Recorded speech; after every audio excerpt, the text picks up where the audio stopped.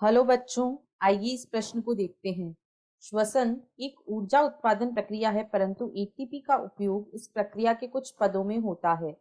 इस प्रकार कथन पर टिप्पणी प्रस्तुत कीजिए। यहाँ हमसे कहा गया है कि श्वसन एक ऊर्जा उत्पादन करने वाली प्रक्रिया होती है, परंतु इसमें खुद में एटीपी का प्रयोग होता है। तो इस प्रश्न की जो मुख्य अवधारणा है वह है श्वसन। कोशिकीय श्वसन। कोशिकीय श्वसन एक ऐसी प्रक्रिया है जिसमें विभिन्न कार्बनिक पदार्थों का ऑक्सीकरण होता है और उनके फलस्वरूप ऊर्जा का उत्पादन होता है।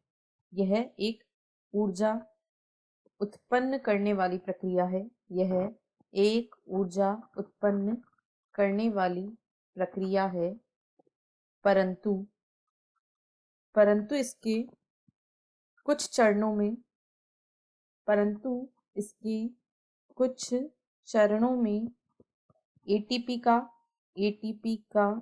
उपयोग भी होता है। इसके कुछ चरणों में एटीपी का उपयोग भी होता है। वास्तव में एटीपी का उपयोग इसलिए किया जाता है ताकि इस प्रक्रिया के दौरान क्योंकि इस प्रक्रिया के दौरान कुछ महत्वपूर्ण मध्यवर्ती यौगिकों की आवश्यकता होती है ताकि इसे संपन्न किया जा सके। इसलिए इस प्रक्रिया के दौरान कुछ महत्वपूर्ण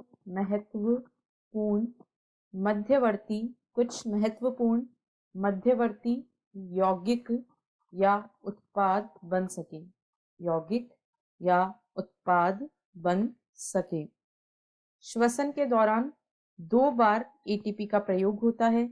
एक बार जब ग्लूकोज 6 फॉस्फेट में बदलता है।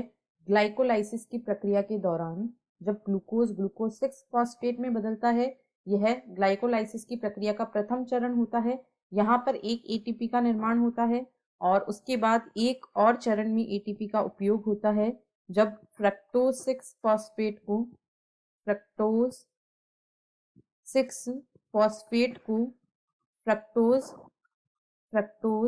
1,6 बाईफॉस्फेट में बदला जाता है। फ्रक्टोज 1,6 बाईफॉस्फेट में जब बदला जाता है फ्रक्टोज को, उस समय भी एटीपी का उपयोग होता है। तो अभी हमने देखा कि इसमें एटीपी का उपयोग तो होता है, लेकिन अंत में जब ग्लूकोज के एक अणु का श्वसन पूरा हो जाता है तो 36 एटीपी अणुओं का शुद्ध लाभ होता है और यहाँ पर 36 एटीपी अणु का शुद्ध लाभ होता है और इतनी बड़ी संख्या में एटीपी अणुओं का बनना बहुत महत्वपूर्ण होता है और यह दर्शाता है कि श्वसन जो है वह एक ऊर्जा देने वाली प्रक्रिया है। आशा है आपको प्रश्न समझ आया होगा। धन्यवाद।